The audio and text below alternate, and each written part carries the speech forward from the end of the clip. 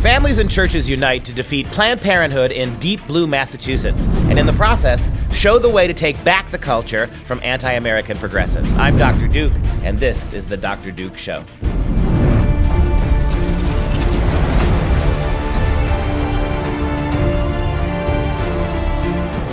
Hello, everyone, and welcome to The Dr. Duke Show, the only program that keeps you educated on the craziness impacting K-12 classrooms and college campuses all around the world. Katie is traveling the globe searching for Lilliput, and she won't be here. Today, we're looking at sexual indoctrination in the classroom, from Muslims in the UK being banned from protesting LGBT curriculum in their elementary schools, to Brazil's new president vowing to remove all LGBT ideology in the classroom. But we start in Democrat-controlled Massachusetts, where parents have just defeated Planned Parenthood sex ed curriculum in the public schools. This is a big deal. And I mean, we talk a lot about the sexualization of the classroom. It's one of the main fallout in the sociological revolution of education. How do they get a hold of a kid's mind? They break down morality, they break down modesty, they break down humility, they undercut traditional Western Christian values, and they replace it with a very libertine, progressive kind of amoral education. But this is new. Parents and church leaders in Worcester, Mass. joined with Massachusetts Family Institute, MFI, to defeat a Planned Parenthood implemented sex curriculum in the public schools. In a column at the Daily Signal, Michael King, MFI Director of Community Alliances, referred to joint efforts of his organization, parents, and church leaders as a sex ed showdown with Planned Parenthood and its supporters. And what's really remarkable and wonderful about this story is that we have said this from right at the outset of the Common Core debacle 8-9 years ago, that if American families and American churches both, we got to get the American family to wake up, moms and dads to wake up and recognize that it's not worth it. That the two jobs you're working to give the kids vacations and leather tennis shoes and cell phones, it's not worth it if you're going to lose them educationally. If parents wake up to the reality that there are, and to coin a phrase, there are no safe spaces in American public schools. And then the churches get off their keisters, stop worrying about the 501c3s, and start standing up for American school children and their values. What I don't think America realizes, whether it's the church, whether it's the people, whether it's the families, they don't realize what's going on in the public schools is actually a battle for your kid's soul. It is not an educational issue. This is not simply a political or sociological issue. This is a sex ed showdown. This is a complete showdown between forces that want to turn your kids into material creatures, political creatures, wards of the state, versus their souls, right? We as their moms and dads, we as their churches, we have to recognize that their souls are at stake. And in what happened in Massachusetts, if it happened in Massachusetts, it can happen anywhere. If we can align up American churches and American families, we have a really good chance to start pushing back seriously. Mr. King told Breitbart News, where the article comes from, in a phone interview, that Worcester School Board Committee ultimately voted down the curriculum because of the outreach of both parents and church leaders who outnumbered supporters of Planned Parenthood. And that's another thing that never happens. Whenever you get these protests about Common Core, or whether you have these school board hearings, right? There's always more representatives from the teachers' unions and from the state educational policymakers than there are from moms and dads. It makes it really easy for school boards to completely ignore what the families want. This is the recipe for success. Both parents and church leaders outnumbered supporters of Planned Parenthood. King testified before the school board committee after reviewing the Make Proud Choices sex ed curriculum materials, asserting that these new standards would have asserted that abstinence has been redefined. You and I think that abstinence education is just keep your pants on and don't do it. No. The progressive left has co-opted the word abstinence in these new curriculums to make it mean nothing like what you and I think it is, right? They've taken the word abstinence and they've made it to mean any kind of perverted sexual activity outside of sex that would lead to pregnancy. So abstinence now is terribly, terribly active forms of sex. To give you an example, we have a video to show you. There's workshop 16, redefining abstinence, sexual behaviors, and this is, again, the definition, the redefinition of what we call abstinence. French kissing, anal sex, fingering a partner's genitals, mutual masturbation, dry humping, sharing fantasies, penis-vagina intercourse, phone sex, foot massage, grinding, sex with clothes on, rubbing bodies with clothes on, masturbating a partner, hand job, mouth-vulva contact, mouth-penis contact, touching a partner's nipples, cuddling, kissing passionately for hours, caressing a partner's breasts, lightly touching a partner's body, kissing a partner's nipples, sexy conversation, body massage, hugging, kissing a partner's neck, kissing a partner's ears, kissing behind a partner's knees, mouth-anus contact, romantic conversation, sweet talk, complimenting a partner's body, striptease, and caressing a partner's scrotum and testicles. The only reason I read that is because that is how we are defining abstinence today. Okay, and I'm glad he read that list and not me. You see the kind of things that they're dubbing abstinence in the public schools. And if you're a mom and dad at home and you have no idea what's going on, and your kids are the typical kid that don't come running home immediately to tell you what happened in school today, what you're getting is this idea that our schools are promoting abstinence. And you just saw mouth to anus contact. You just saw some of the things that they dub to be abstinence. Planned Parenthood defines their own curriculum this way. Making Proud Choices curriculum is an 8-module sex education curriculum developed for middle and high school aged youth that has proven effective. Well, if what you're trying to prove them effective in is not having babies because they're busy playing with each other in all sorts of other ways, then maybe you've got a point.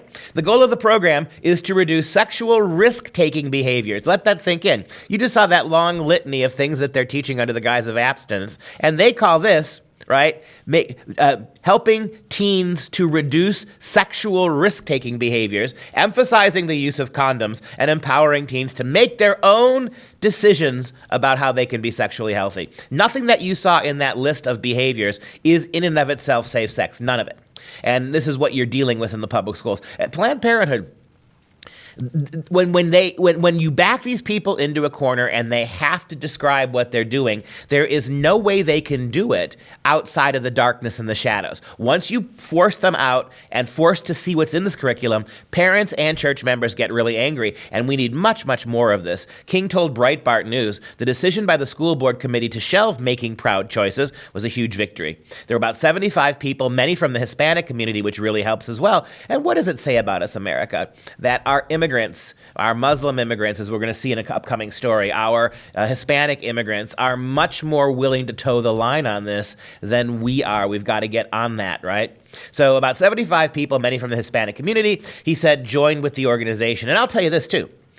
It helped to have Hispanic families there. If it was an all-white family base and all-white churches, I guarantee you that school board, in spite of the numbers, would have been less inclined to do the right thing. People of goodwill of all faiths, all races, all backgrounds, all immigrant status need to come together to take back our schools. And we transition from this story to another part of the world where there seems to be progress being made. Brazilian President Bolsonaro announced plans to revise textbooks in public schools and eliminate references to homosexuality, same-sex marriage, and violence against women. Here are also proposals to give the military, interestingly, control of some of the public schools. Once Bolsonaro took office, the Ministry of Education issued new guidelines for textbook publishers that erased references to gender ideology and sexism. The ministry has also eliminated its diversity department. That itself is a huge blow. If on your college campuses we eliminated an utterly needless and incredibly expensive bureaucrat class of diversity and equity officers, you would see college costs drop. You would see all these bias response teams and these ridiculous social justice initiatives that have nothing to do with real education. You'd begin to see them go away. Now, I want to be very careful about this.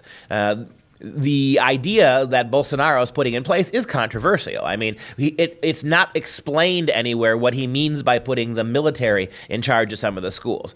So to suggest that every aspect of this plan is perfect or exactly what we need to do in this country, no, I wouldn't say that. What I would say is, at least you have a president of a major nation who is recognizing that what we're fighting here is ideology. Stop calling this sex ed, sex positive. Stop calling it anti-disease and anti-bullying sex. It's not. Stop with the social justice buzzwords and phrases. What you're doing is ideologicalizing sex and presenting it to very little kids who don't have the capacity to completely grasp it. You are breaking down typical values that little kids need to learn in order to sexualize them. And at least Bolsonaro seems to get that. Of course, he is already getting pushback in Brazil for this, not surprisingly, from teachers' unions, who resent the president's opposition to the legacy of leftist Paulo Freire, whose books and philosophy about education have been influential around the world. So Bolsonaro takes over. One of the leading lights of Brazilian education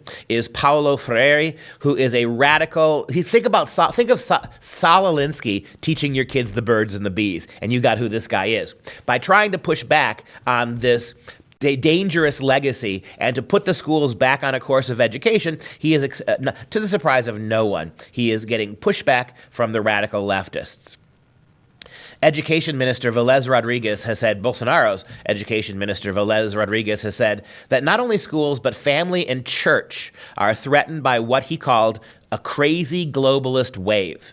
And there you're back at it again. What is the children are under assault, families, and the church. We go back to the previous story. The way to fix this is get the family and the church to become primarily kid-centered, to be looking out for every aspect of the kid's education. That's what has to happen here. And so good for you, Brazil, and good for you, President Bolsonaro, to have the courage to call this what it is, pure ideology at the expense of education.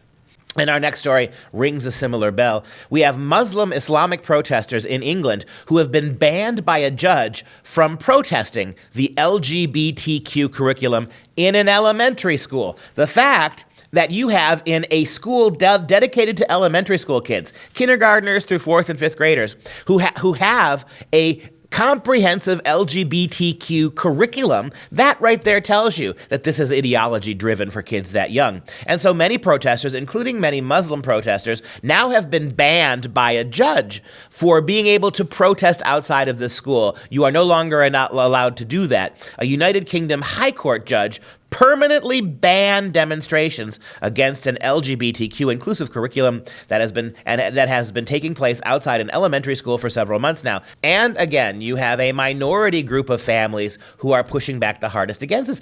And can you imagine in America, if this was a group of left-wingers protesting day in and day out to get an LGBTQ curriculum into an American school? Can you imagine an American judge, any American judge, banning them from protesting forever? Right? This is why we don't want to become more like the UK. The UK is a good 10 years ahead of us in the radicalness of their sexuality curriculum. This is not where we want to go. This High Court judge permanently banned any demonstrations against this school.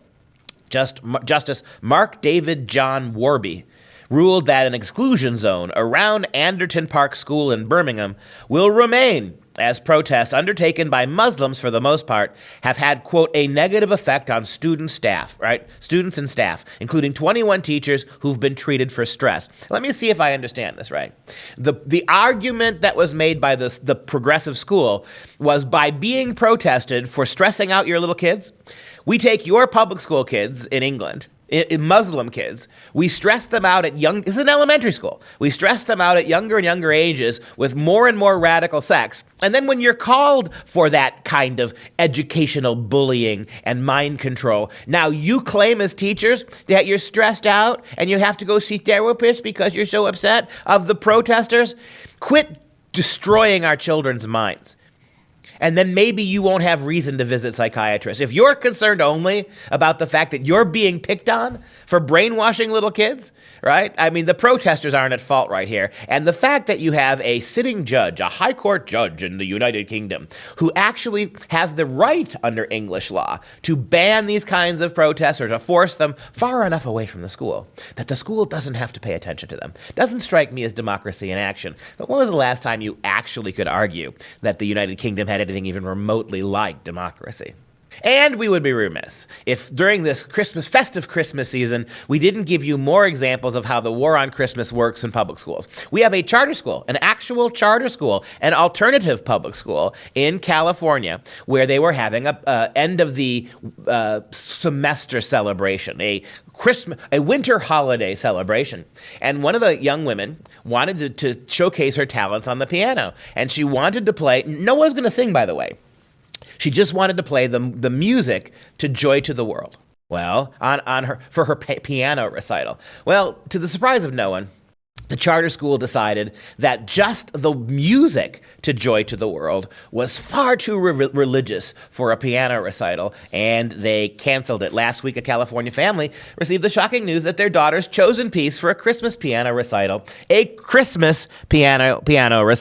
had been deemed too religious by her charter school. Julianne Benzel shared a screenshot of an email from South Sutter Charter School explaining that her daughter Brooklyn's pick of Joy to the World would not be appropriate for the project. Instead, the email states, Jingle Bells is more cultural. Quote, Jingle Bells is more cultural. What the hell does that even mean? What does it mean to say that Jingle Bells is more cultural? Did they mean to say culturally appropriate? But even that doesn't make any sense. But nevertheless, the argument was that Jingle Bells is more cultural and therefore the better choice. Okay, so Joy to the World has a wonderful melody. Jingle Bells is basically ding, ding, ding, ding, ding, ding, ding, ding, ding, ding, ding. Hardly something that a talented pianist would do during the Christmas season for a recital where she wants to show off her abilities. Well, legal threats ensued. Benzel threatened legal action against South Sutter. And again, this is actually a charter school. For those of you, I understand, right, that school choice is ideally a good thing. But be careful about these damn charters. They are public schools pretending not to be. And inevitably, they're staffed with the same kind of people in most cases that run the public schools.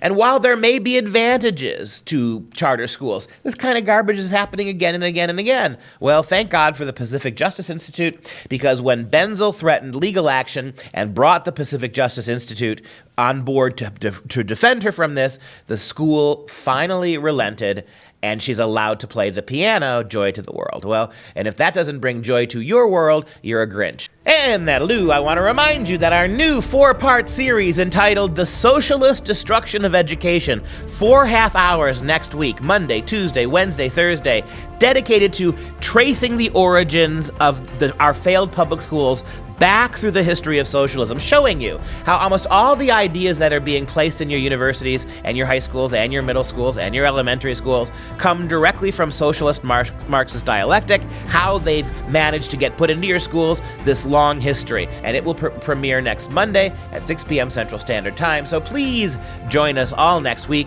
for this 4-part series. And as we close down today, if you have a business, large or small, we'd love to partner with you. We can get your product, your business, your company, your idea out to a wide audience. Visit freedomproject.com/advertise, freedomproject.com/advertise. For Freedom Project, I'm Dr. Duke. She would be Katie if she were here today. Until next time, stay educated, my friends.